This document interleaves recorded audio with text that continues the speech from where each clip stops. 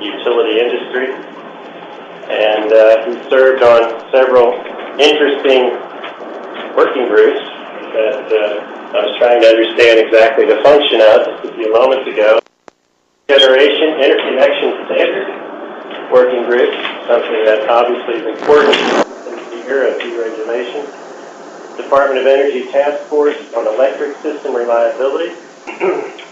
The member of the NERC IOS, which was, you have to help me again, Interconnected Operations Services Working Group. So he's been a matter of some influence on the future, hopefully, some influence as to how things might shake out here as we deregulate the way we market and produce electricity. So without a great deal more ado, I'll point out that Brendan has a BS in electrical engineering from Lehigh University. And how many of you have heard Lehigh University? All right. Good, it's encouraging. He was there 2 years. We overlapped 2 years. But I didn't meet Brendan then. We were in Oak Ridge. I was in Oak Ridge from 88 to 92. I didn't meet Brendan then either. They had an open house, the Oak Ridge National Laboratory, about 9 months ago. Yeah. And that's when I met Brendan. So we've been, in approximately the same place a few times before, but didn't really get together until recently. And then he got a Master of Science degree from Carnegie Mellon University. So that's really good. Brendan. Hey, thanks.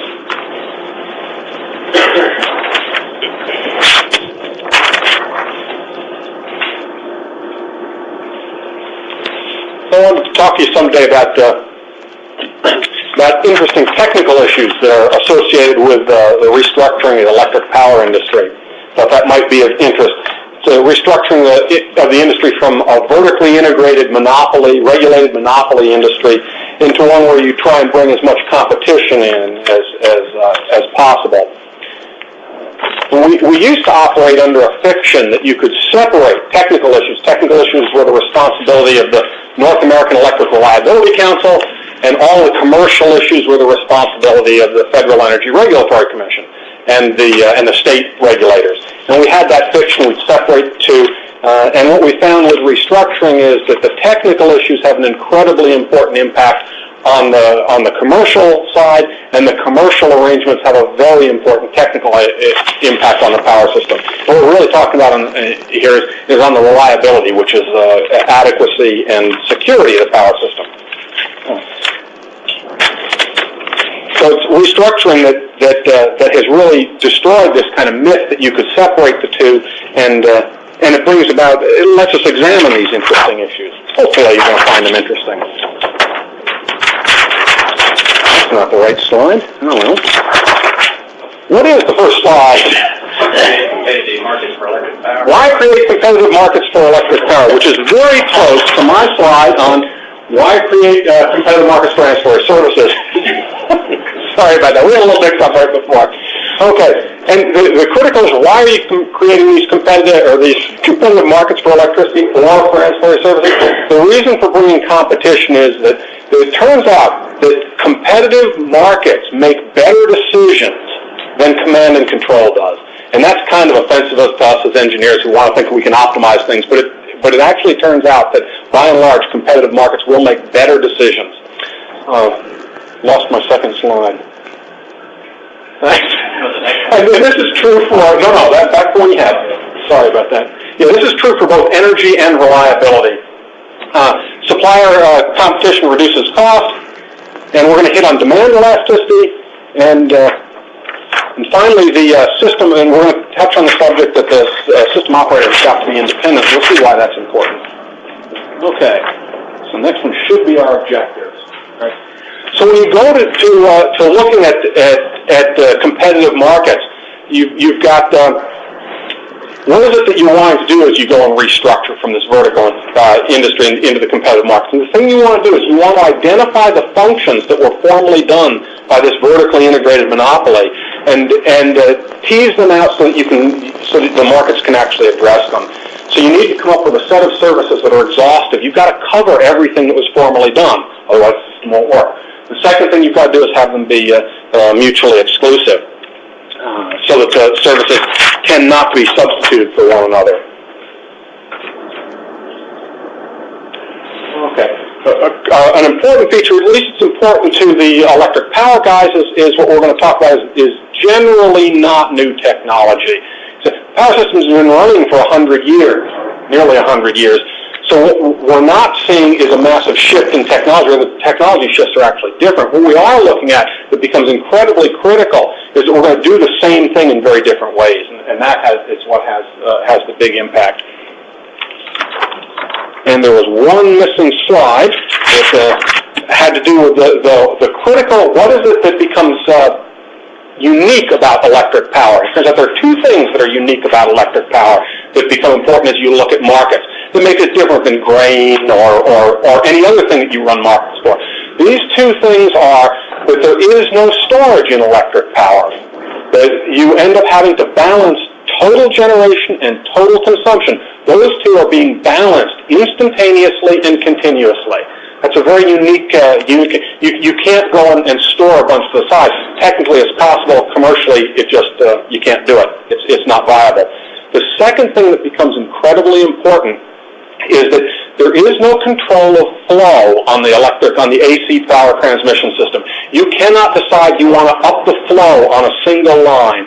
So that means that line cannot be an independent commercial entity. When you put a transmission line in service, it takes the flow that it takes. It's based on the way current splits.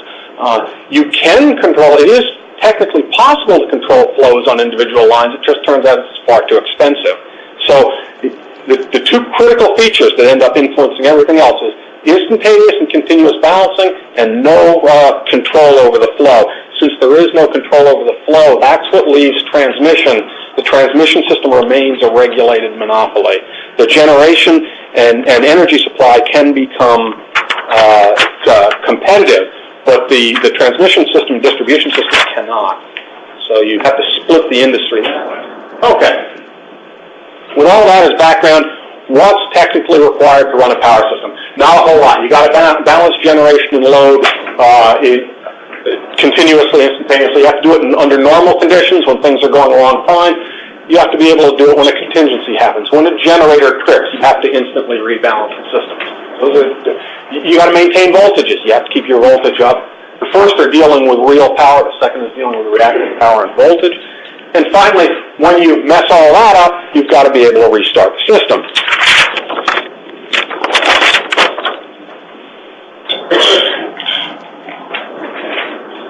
So to do that, it turns out you come up with these things that we call ancillary services.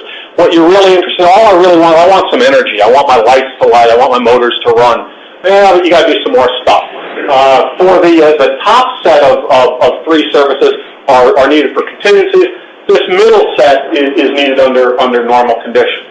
Well, what are these services and what characterizes them? Notice the axis here, it's time. A critical feature is how fast things happen. Some things on a power system happen as fast as every cycle. So things like controlling voltage, you do that very rapidly. And primary frequency control, you do that very rapidly.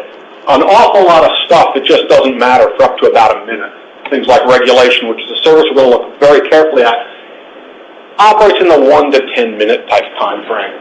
Beyond 10 minutes, you have a bunch of other services that carry on, like load following, that's in 10 minutes out to an hour. After about an hour, pretty much markets will handle the entire power system. Out longer chunks than that, you are talking just about energy, bulk energy. Spinning reserve. And spinning reserve, up on the contingencies, the top three services, which are needed in the event something goes wrong. If a generator trips offline, so we'll have an example. In fact, no reason not to, this is going to drive our slide guy nuts. As I jump forward about 15 slides. Spinning reserve. Sorry about that. Okay, this is a look at the Texas. Texas has an independent power system. It's not connected to the rest of the U.S. except through some DC ties. What's important about that? The fact that it's small, it has to stand on its own. It's much more sensitive to events happening. In this case, Texas was cruising along, and they lost 2 nukes simultaneously. 2,600 megawatts of generation tripped offline. That's a pretty big hit for Texas. What immediately happens is frequency drops. What we're looking at here is a shot of frequency. And frequency is a chalkboard. Oh my gosh! That's a pointer. I'm dangerous.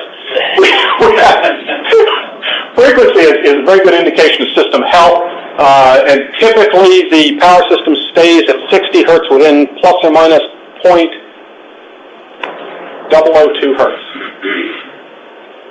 I think that's right. It's always hard to remember how many zeros to throw in there.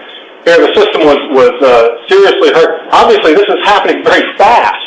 So what spinning reserve, the governors and the spinning reserve, other machines that are online are the only thing available to respond. And so it's that spinning reserve that tries to begin restoring the system's balance.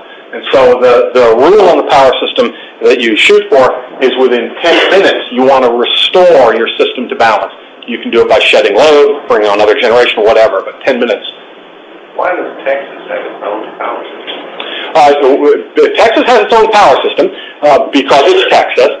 It turns out it gets you an interesting advantage. If you do not have power lines that cross the state border, you're not under the regulation of the Federal Energy Regulatory Commission.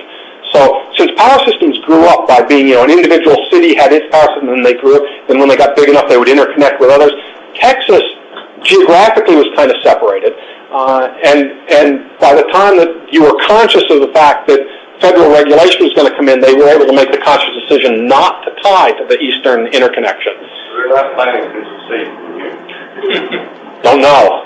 I guess it depends on how the recount goes. But the U.S. has got 3 independent networks: the Eastern Interconnection, the Western, and Texas. And the break between the Eastern and the Western is just east of the Rocky Mountains. The Eastern is by far the largest and stiffest network. Texas is the weakest, and the Western grid is the middle one. So spinning reserve is, you have spinning reserve and non-spinning reserve. Both of those reserves have to be able to be fully deployed within the 10 minutes. And you can see here that in this event, the loss of 2,600 megawatts, they indeed restored the system. How do you get markets to deal in that kind of time frame? That becomes a neat question we'll hopefully get to. Let's look at the normal conditions first. Okay, this is a typical power system load. This happens to be American Electric Power, I think. And we'll see several features about this. This is one day. Okay, the system load here, and I do know what it is. We'll see momentarily that their system is running that day. It's a winter day. A couple of years ago, and they were running up in the neighborhood of 12,000 megawatts. Okay, so we see a morning pickup, typical drop-off, and a second pickup in the late afternoon, and that pattern is very usual for a winter peaking utility, or for an Eastern Interconnection utility in the winter. Then there's also some fluctuations. Well, what are the pieces in that? Is that actually 0 over there, or is this a few percent, or 60%? That's not offset. Can't remember. I suspect it's offset. I suspect that this is not 0. That seems awful low for AEP on a weekday compared to the peak. Here is a look at the same, I believe it's the same day. And what we're looking at is 3 hours during the morning pickup. So what do these guys have to do? Well, the green line is the actual system load, what it's doing. And the point of this is to show that you can tease out 3 separate services, really. One is base energy. So over this whole period, you need at least 11,000 megawatts. So that's just grinding along normally. Then the second thing you see is this blue line rising up. The load is in general rising, so you've got to have generation that's chasing upwards during this morning pickup. Then the last thing you see is the red, which is the residual between the two, and the axis is enlarged to be able to see it. You see these fluctuations going up and down. Well, those are random motions that you cannot really predict these. You've got no idea which way it's going to move next. But so it's the regulation component, the fast movements, and you have to follow those. What's the difference between regulation and why would anyone care? Okay, the difference is that regulation, the fast movement, is random, it's uncorrelated, it requires automatic generation control, whereas that morning pickup, it's largely correlated. We know that every morning the load's going to pick up. Every load is going to pick up. We all get up at more or less the same time. We all turn stuff on. All the office buildings turn on. Largely correlated. Totally random. You can follow that with manually. Small swings, big swings for load following. That's the real difference. And it still is so what? Who cares? Here's why you care. Up until now, you remember I said that what's important is for the aggregation of generation, the total generation, to match total load. That's what technically that's what the power system has to do. So all you really care is what's the total of all these guys moving around? So all those random fluctuations, I don't care what any individual is doing, I only care what the total is doing. So historically, we've just supplied that as well. We take care of the regulation burden and also the morning pickup of the whole load. When we come to restructuring, and we end up billing everybody, we say, well, we'll throw that in as a fraction of your energy requirement. So your energy bill was going to be, you're buying energy at, say, off the wholesale market, $25 a megawatt hour. We'll throw in these other two services, and maybe that costs you an extra $2.53. And we're going to spread it to everybody. But the interesting thing, you look at this is 1 hour. This is a steel mill. This is an aluminum smelter. This has been per unitized. Both of these guys are on the order of 300 megawatts, but they've been normalized to be the same. The aluminum smelter is just cruising along doing nothing. He's flat. He's not requiring generation to move around to follow him. The steel mill, he's bouncing all over the place.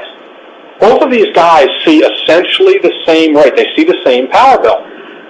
At some point, the aluminum smelter is going to wake up and say, why am I paying for all this regulation, this generation that's running around chasing, when it's the steel mill? The aluminum smelter is subsidizing the steel mill.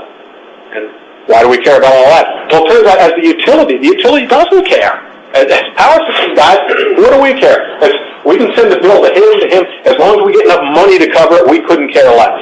But at some point, this guy's going to realize that he's subsidizing. This guy's going to either demand that be corrected, and maybe that'll win, or he's going to take his business elsewhere to somebody who does recognize that he's not imposing the burden and will bill him for it. Say, well, geez, how much can all that matter?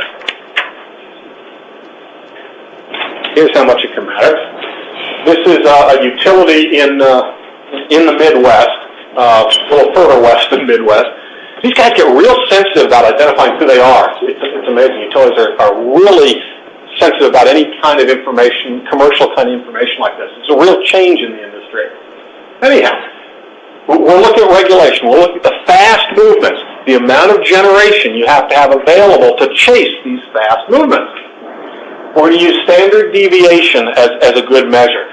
What does that mean? It means basically you have to have 3 times this amount of generation set aside in order to cover this requirement. Okay.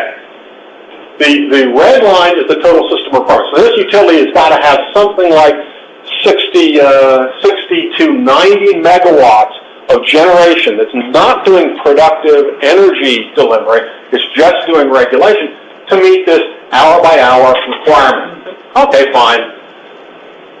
These 2 steel mills are each requiring more regulation than the entire rest of the system. They don't add up linearly because regulation gets a tremendous aggregation benefit.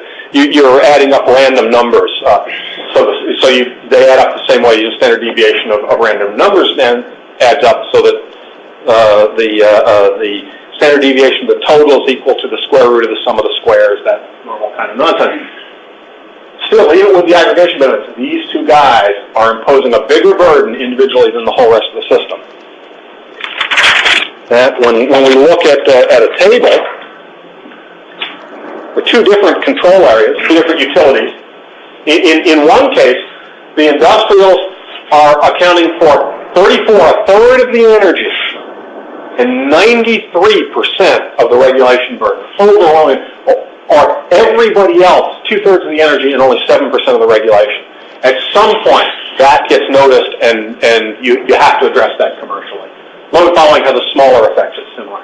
Another utility, the industrials are much smaller, only 3% of the utility, and they account for 44% of the regulation burden. But then it gets... Those percentages are by megawatts or by expense? They're megawatts of generation you're holding available for the regulation. This is looking at the utility that had the industrials were accounting for 1/3 of the energy, and then splitting among 6 of the large industrials. And what you find there is even you still get this disparity. This particular this one happens to be an air products plant, an air liquefaction plant, very flat load. So it's taking 14% of the energy and none of the regulation and none of the load following, and yet he's paying for these services. So that the importance of all this, one is you can tease these things out. You can come up with methods to separate out these services. So you can also come up with methods to bill for them. It's one point. Second is that what's not being done, it almost certainly will be done. Third point, I guess, is that because you can split them out, and because people will, if you elect not to, if you elect to ignore it, this guy will take his business elsewhere. Alternatively, what's actually just as bad, this guy will go buy his energy from somebody else who undercut the host utility a little bit and leave the host utility stuck with the high regulation burden, which pushes it off to all these other customers. That can't stand. So there's business for engineers to look at how to do all that stuff.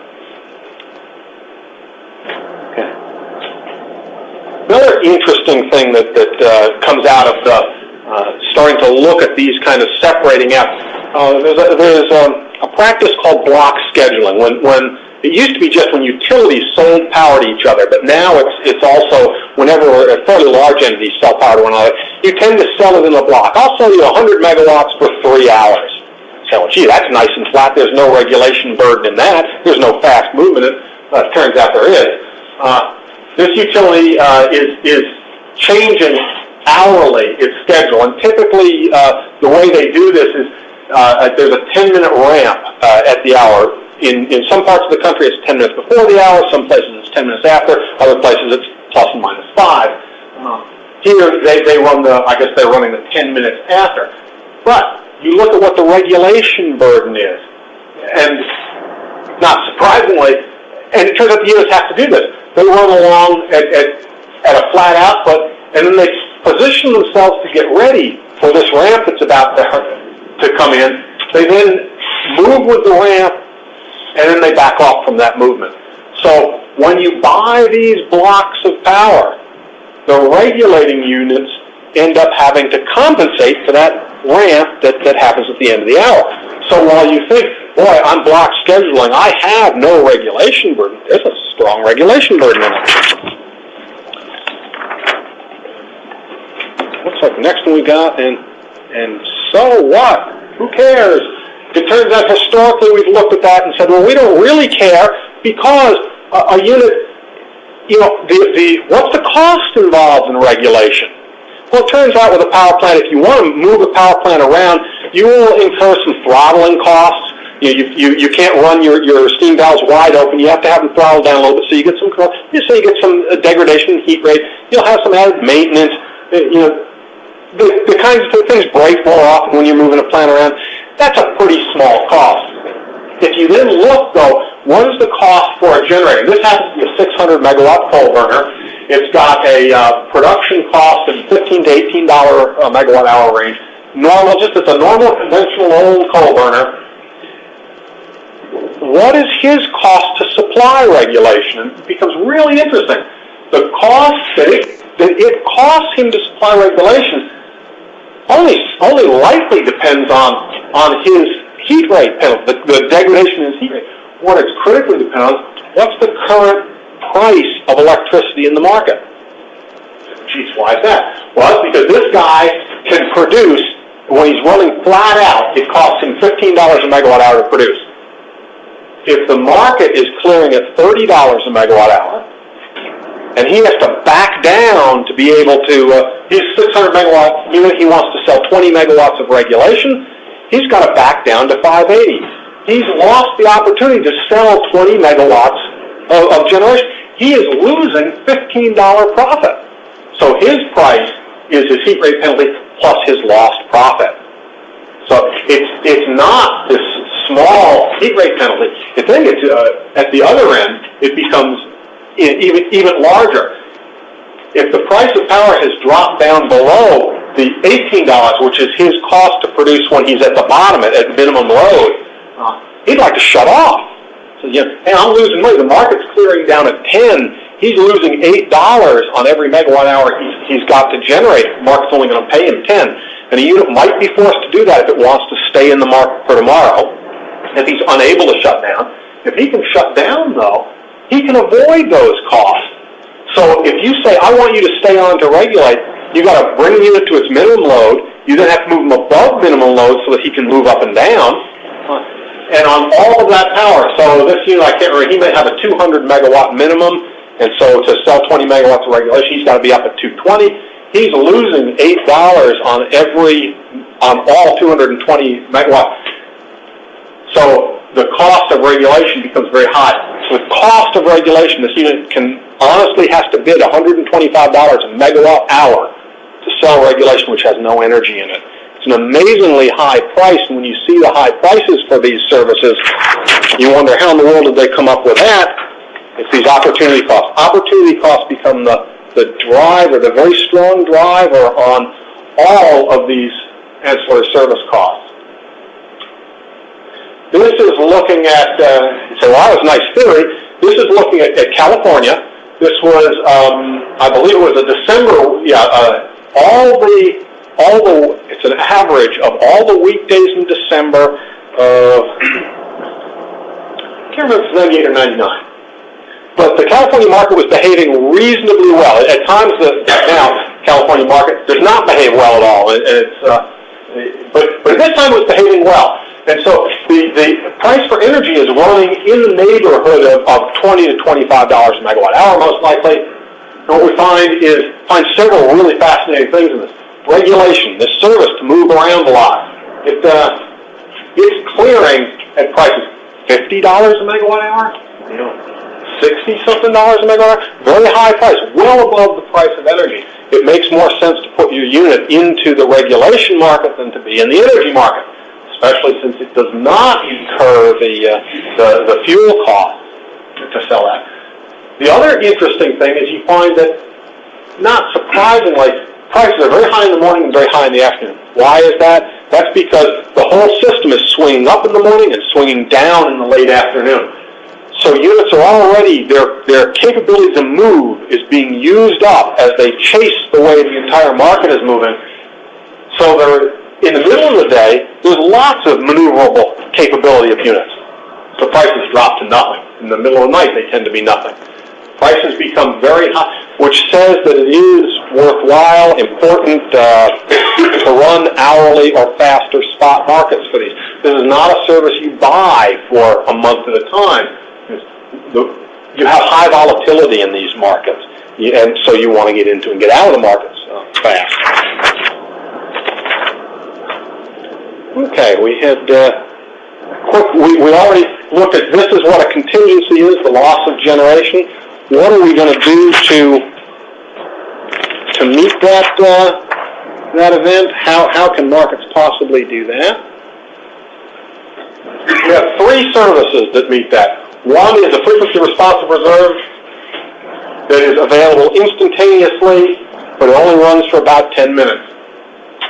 There's a contingency, or sometimes called non-spinning reserve, that runs basically from 10 minutes out to somewhere in the neighborhood of 30 minutes. Some markets, they scoop this transition point out to about the 1 hour.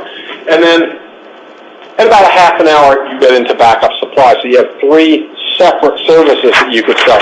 Obviously, you have to arrange for these services ahead of time.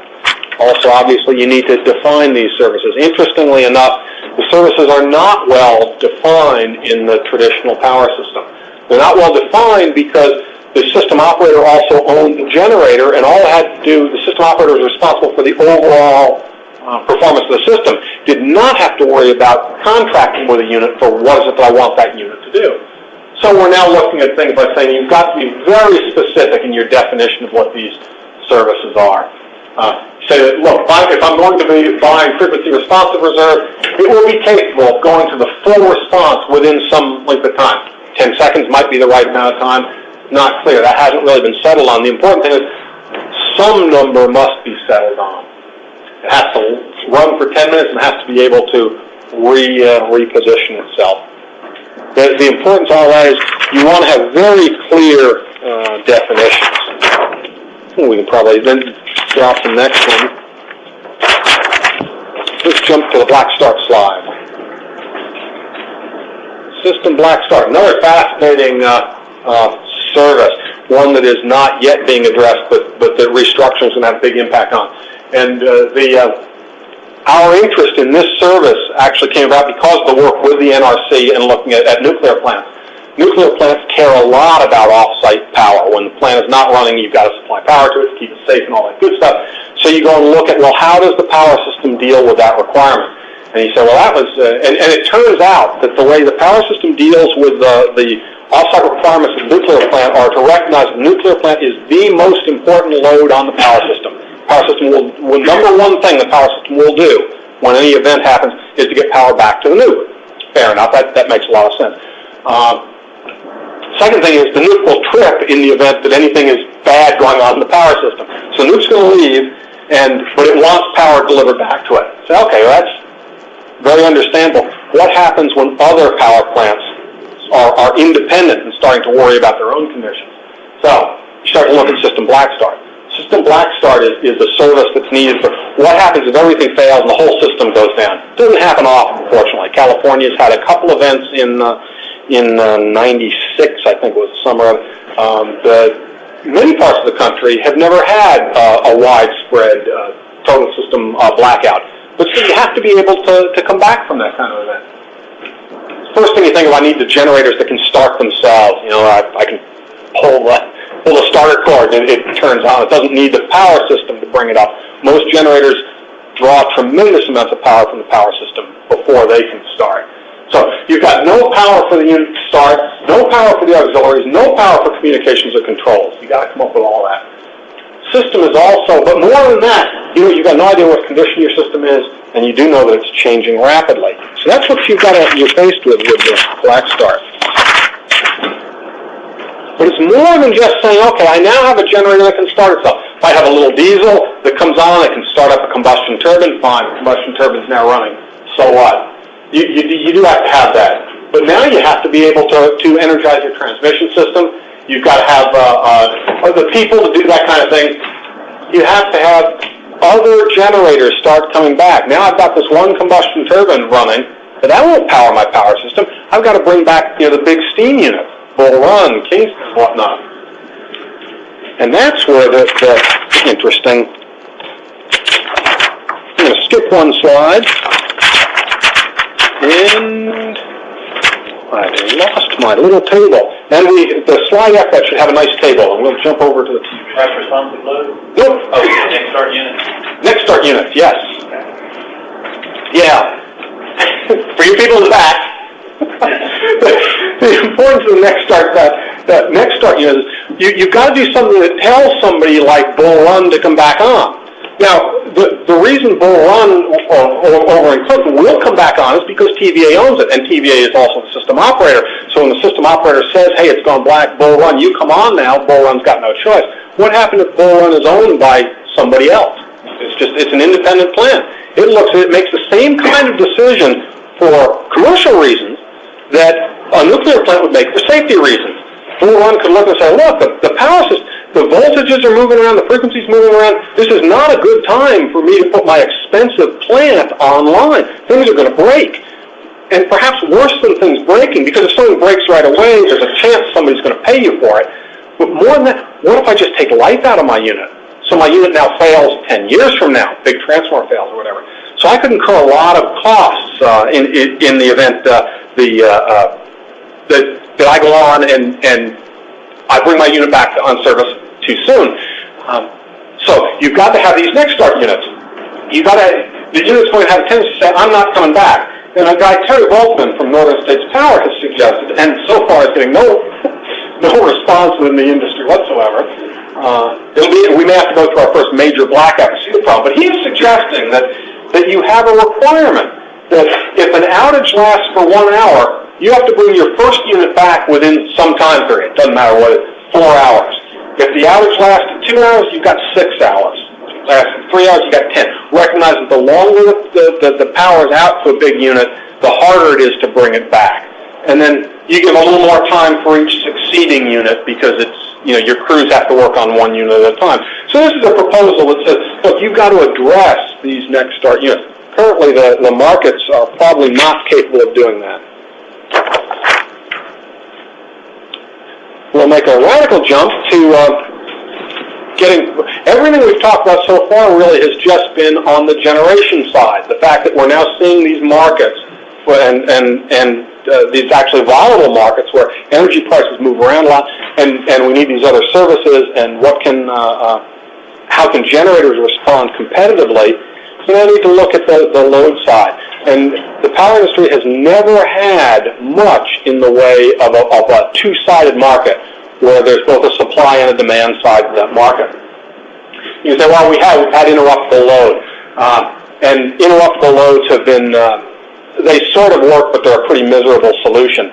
They've been around for a long time, and we know how little response we get out of them. Well, why is that? And the reason is we've messed up on the way we send the price signals to the loads. This whole market structure is wrong. What you do with an interruptible rate, a customer says, hey, I'll sign up for an interruptible rate. That means they get a reduced power rate all the time, and there are times when the utility can say, well, we're having trouble, you get off. Well, what's wrong with that? One is the load is constantly wanting not to be interrupted. He's getting a discount anyway, and he's hoping that the utility never interrupts him. Doesn't want to actually respond and deliver the reserve back to the system. Okay. If you switch over to real-time prices, where you let a customer see a constant stream of it, he sees what the actual price is right now. Go ahead and stay on if you want, but the Midwest market a year and a half ago in late June was clearing for several days at $9,000 a megawatt hour. Now, wholesale power prices are normally in the Midwest about $18 a megawatt hour. So it went from 18 to 9,000. You know, up the load still, we're not seeing any benefit for getting off. On the other hand, if I was seeing a $9,000 a megawatt hour price, I might be more interested in getting off. Or if I was seeing a flat price where I was paying my $50 a megawatt hour, but I could sell that power back into a market at $9,000, I might be real interested in getting off. So it's a market structure kind of issue. And then there's also a problem of communications and control. There are genuine problems. So that leads us to the whole area of distributed resources. Load that could be responsive, also small generators. When you look at those kind of resources, you go, gee, these things are fast to respond because they're little, much easier to move a small unit than it is to move a big thermal unit. Fast to deploy, you can put more of them out there. You got tremendous, inherently, if you've got 10,000 units instead of one, you've got a lot more redundancy. Distributed throughout the system close to load. So distributed resources look like they've got a lot of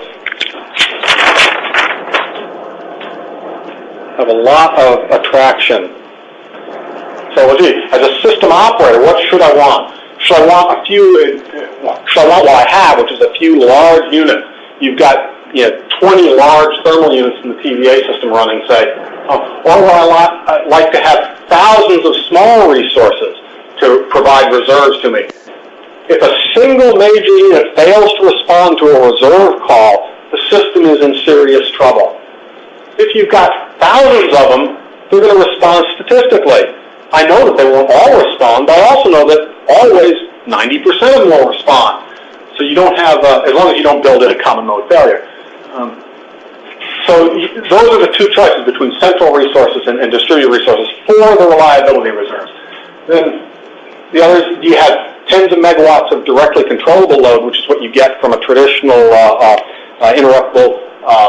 interruptible contracts type thing, or thousands of megawatts of price responsive loads, where even though they're not committed to respond, you will again get a statistical response.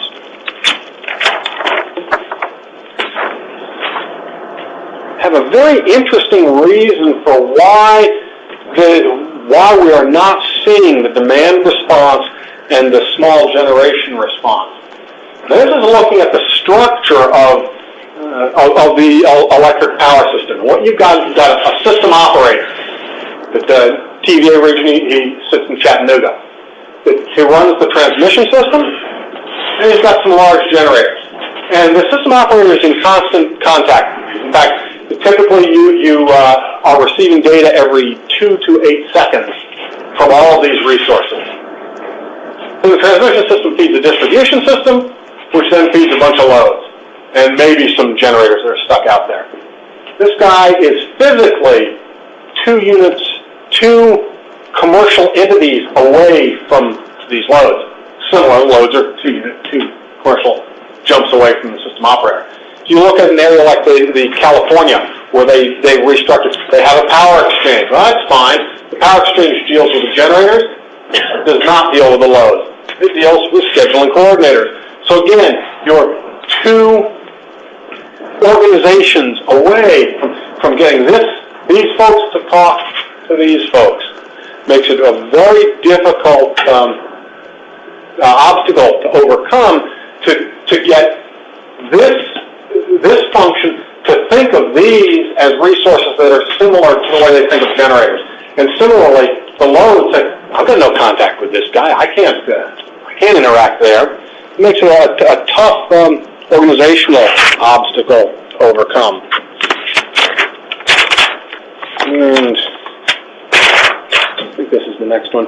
We look at the airline industry, which is a really fascinating thing. I actually heard the guy phrase it this way in the Washington airport recently. I've got good news, the flight is oversold. It used to be, airlines have a similar problem to the power system. You have to overbook your aircraft. If you don't overbook your aircraft, there's always a certain number of people who don't show up, so you're going to fly with empty seats, and that's more expensive. So the right economic thing to do is you sell more tickets than you have seats.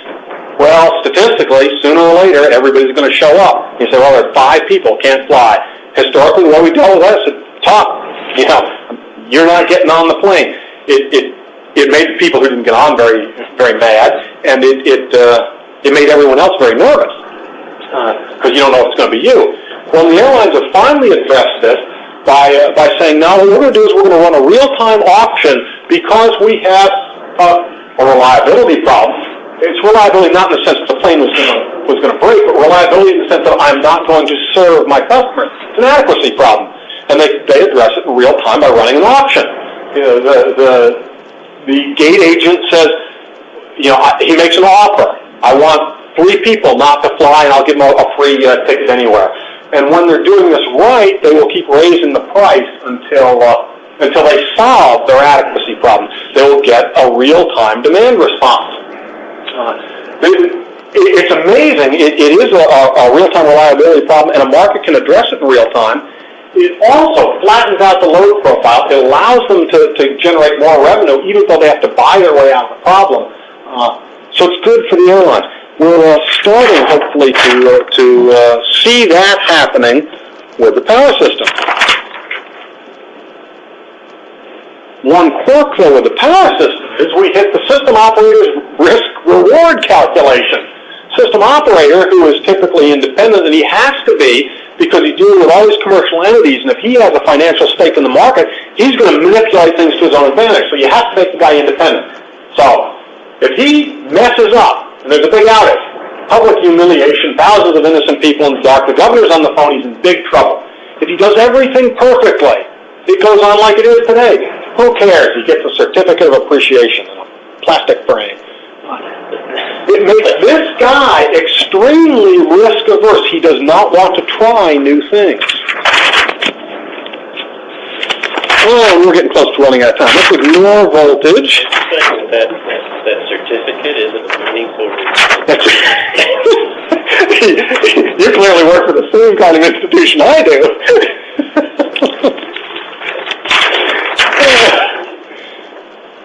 Okay, we do have two important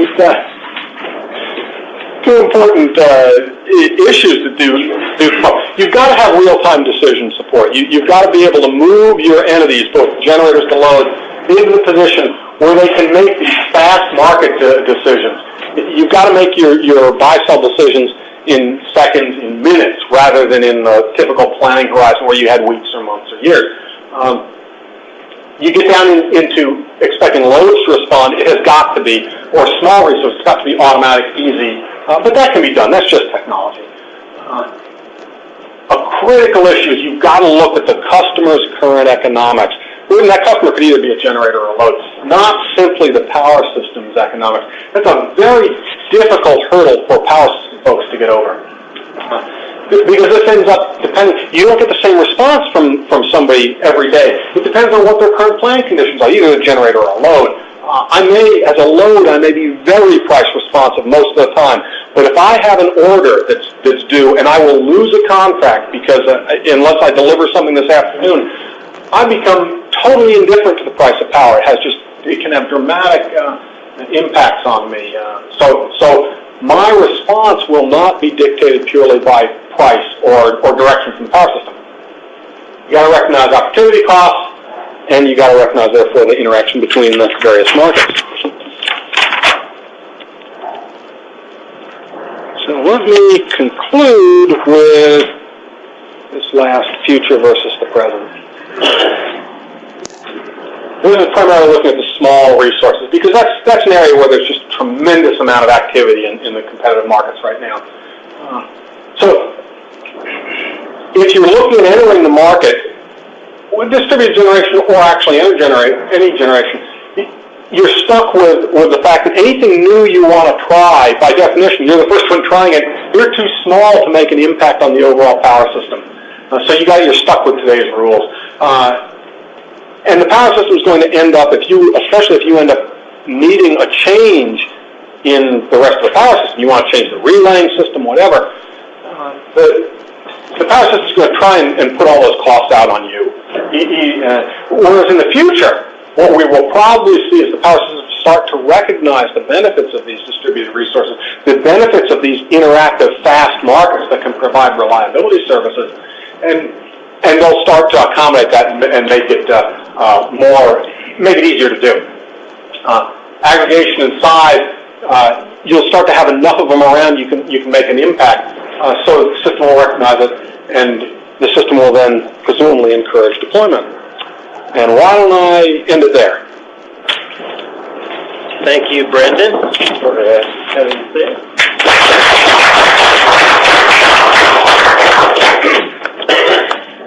Questions? Yeah. What type of distributed sources do you see actually coming into being and being a real player in the market? Amazingly, one set of resources that are coming in that's really kind of unfortunate. Places that are desperate for capacity. Texas is one. Texas has been having trouble for the last 2 summers and will continue to. California. People are starting to, the Delmarva Peninsula, people are starting to look at using emergency generators. Now, either you interconnect with the grid and feed to the grid, or you simply take the load that they were designed to supply, and the generator and the load both leave, during peak price. So you can do that either way. Those are expensive.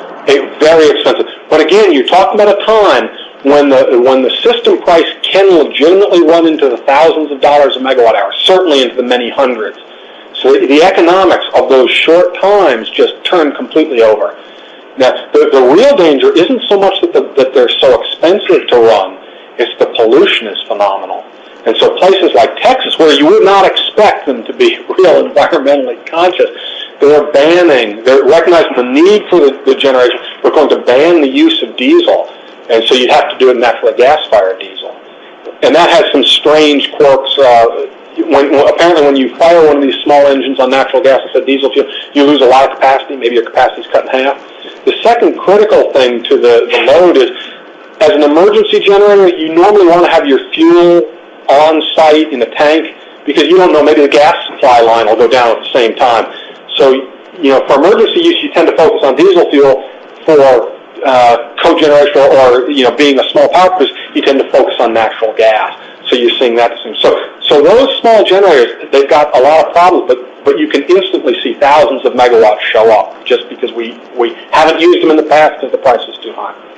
The second, we're seeing the micro turbines. Though, to be honest with you, they've been poised to make a radical move into the market for over a year now, and they just, they're coming along, but they haven't. And they're in the 30 to 70 kilowatt type range. So little guys, their efficiencies are not very good. They're hopefully the next generation or two or three will. So those are possibilities. What about their cost? Their cost is not bad. 30 kilowatt microturbine now costs you about $30,000. So it's not an unreasonable capital cost. They're running about 20-something% efficiency. If you can do any kind of heat recovery, either thermally activated chillers, direct use of the heat, say desiccant dehumidification, those kinds of things, you can push their efficiency up quite a bit. Oddly, people tend to go for the lower capital cost, and they just buy the units. And so those two fuel cells are not nearly as far advanced, but they're coming along. But those are the small resources that are likely to come in fairly soon. Other questions? I had a question. You talk about the market and arranging the prices for electricity such that people are more inclined to get off when the price is high or get on when it's low. The peak to average load now is what, roughly? Oh gosh, it's an excellent question. I think it's about 20%. Oh yeah, it could be at least that. Yeah, so if it's 20%, if you really start to encourage people not to give you that peak, yes, you suddenly have a lot of capacity. Yes, absolutely. You look at the way those prices light out, and it's very high prices for a very short time. It's this problem that the unique problem with electricity that you've got to match production and consumption instantaneously. And if you give our normal rate, we have no incentive. We don't care that the system is under tremendous stress. It doesn't do us a bit of good economically to turn off the lights of the air conditioner when the price is very high. They're not giving me a piece of that. So you get no response.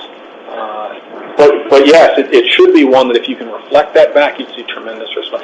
Interestingly, talking to Southern Company, and this was, like I said, 18 months ago, when the Midwest was clearing at, they were running up to $9,000 a megawatt hour.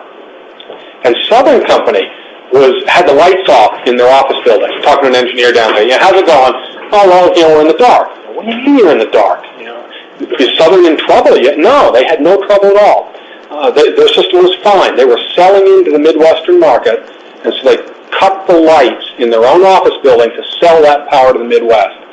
Now, interestingly, they had customers that were willing. They said, "Well, you got a gas plant. What's the big deal? Besides, you're an engineer. Who cares?"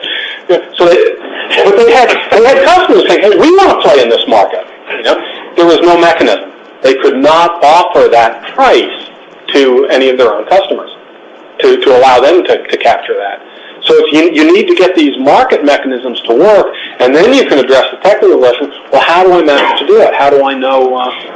And then beyond selling into those markets, you get into things like the reserves, where you look at a building like this. If we cut the lights, we all notice it, and if we had to do that for 6 hours in the afternoon, that could be that could have some impact.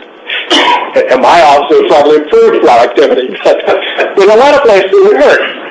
On the other hand, if you sold into these reserve markets that only are looking for very fast capacity for 10 minutes, you could put all the air conditioning chillers on that, where you would instantly trip them. You could sense the need to trip them by system frequency. System frequency declines, you trip the compressors. They're only going going to be off for 10 minutes. How much is the room going to heat up in 10 minutes? That would free up that capacity off of generation to serve load. Have you looked at power distribution and production consumption in Russia, for example? Because I hear that it's bad over there right now. I've heard that. It's cold. Yeah. It's still heat. They have a very different approach. No, we have not studied that directly, but anecdotally we know that they tend to treat load as a resource for the system. It's actually not that different of a philosophy shift from what we have. When the power system is under extreme stress, like during when the system has gone black and you're going to restart it, load is not something you're trying to turn back on. And you tend to think, oh, well, the utility, they're going to try and get power back on to the hospital. No, a hospital's got a generator, forget it. What you use load for is, as you bring the generator back on, as a steam plant like Kingston or Bull Run goes from being off, when it's off, it's tremendous load to get it, get the auxiliary pumps, all those things running. And when the unit lights off and you then start to throw steam to the turbine and you're starting to produce power, suddenly Bull Run goes from being a load of probably close to 100 megawatts, and it's now needing to find a load of several hundred megawatts. So as a system operator, you're looking to, as soon as the unit comes on, you're throwing load at it. So you're picking up load all over. The load is a tool to stabilize the generator. It is not you don't really care who it is you're turning on. You just want somebody there to stabilize the generator. And the Russian system tends to run that way more often. And you tend to stabilize the system with the load rather than serve whatever the load is doing with the system. It's a different approach. Any other questions? Okay, well, I suggest then that we adjourn for refreshments and thank